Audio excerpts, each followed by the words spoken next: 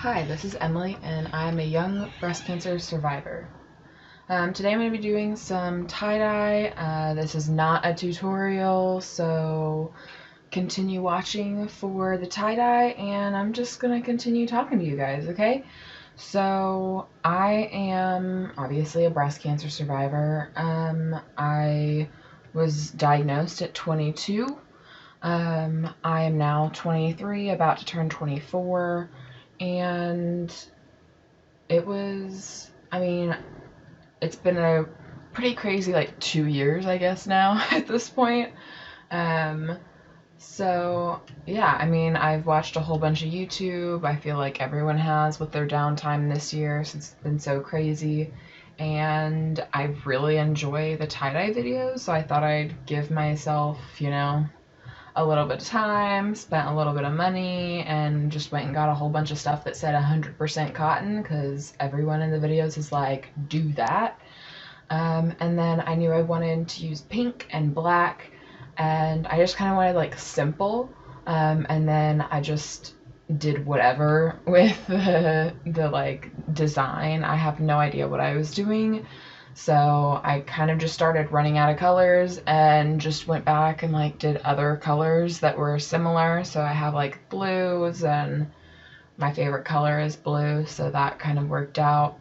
The shirt that's going on right now ended up being pretty much like patriotic, I guess. And this one I tried doing like spirals where the breasts are, and it kind of just ended up looking like a shrimp.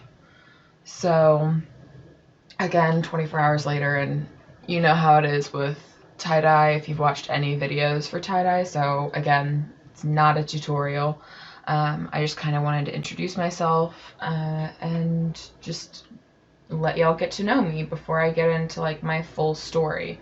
So again, I'm a breast cancer survivor. I was diagnosed with an invasive ductal carcinoma. I think it was like stage 1 by the time they ended up like getting it out during surgery and all that, and actually got to do all the like sciencey bits of it. I think it ended up being like stage 2 based off of like the size and just like what it looked like. I'm not 100% sure if that's accurate, just because I went to MD Anderson, and frankly I also just can't really remember. But also, like, they're not really big on like using like finite words, I guess is what you would call them. Like, we don't say remission. Like, I was technically cancer free after my first surgery, but I was never told like you're in remission. I still haven't, and I'm like 2 years almost out. So yeah. My other thing, I was HER2 negative and estrogen progesterone positive. So for me, that meant that um, after whatever I chose to do for my treatment, I would also be undergoing like hormone inhibitor therapy with what are they called, like aromatase inhibitors.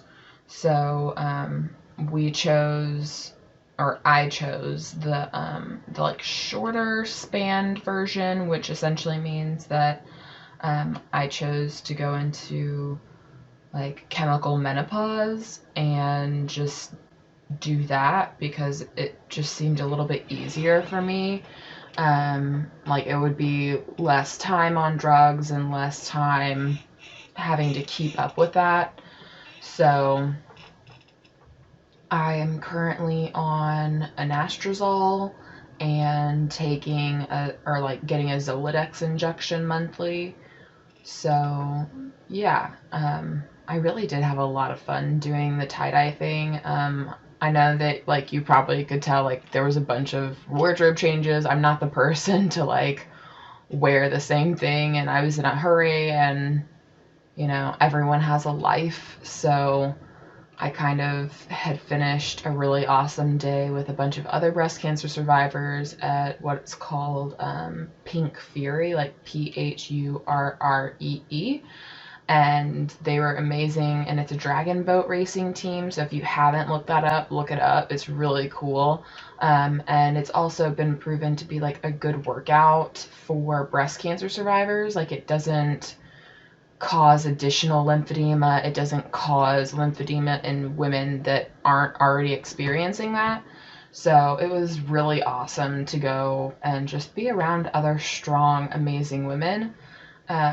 So yeah, it was a very busy day. If you can't tell, like, my legs are shaking because I had been like, it's like a huge workout for someone that hasn't been really working out, and it was, yeah, I'm still a little sore, and it's been 2 or 3 days by now since I'm editing. So it was an amazing like experience, and I'm super excited to go again.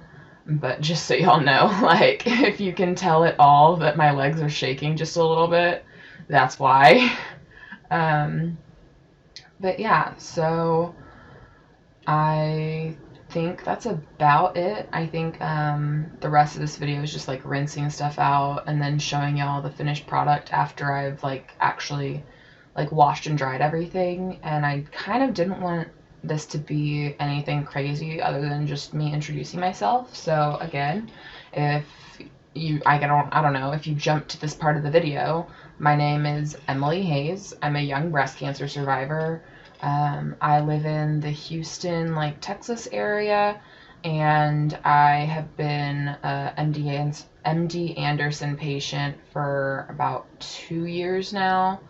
And I was diagnosed in 2019, I believe, August 6th, and I was diagnosed with invasive ductal carcinoma, HER2 negative, ER and PR positive, and I want to say I was stage 1 at that time. So after I got my biopsy, it like grew really fast, because I think I got my surgery like less than a month after the biopsy, and it had tripled in size. So again, this is not a tutorial video, this is just me introducing myself, and I like how a lot of it turned out. I really like how the shirts turned out. I really like how towel 2 and 3 turned out. Really, all the towels I like. I think I liked apron 3 the best. But yeah, you can tell by shirt 1, that literally just looks like a shrimp to me. Yeah, I'm sorry. It, like, after all of this, like the washing it out, we went to dinner with the breast cancer survivors that I met that day, and it happened to be like seafood. And I was like, oh my god, you know what that actually looked like? So I hope y'all have a great week, and I hope y'all tune in for next time as I continue to tell y'all about my story.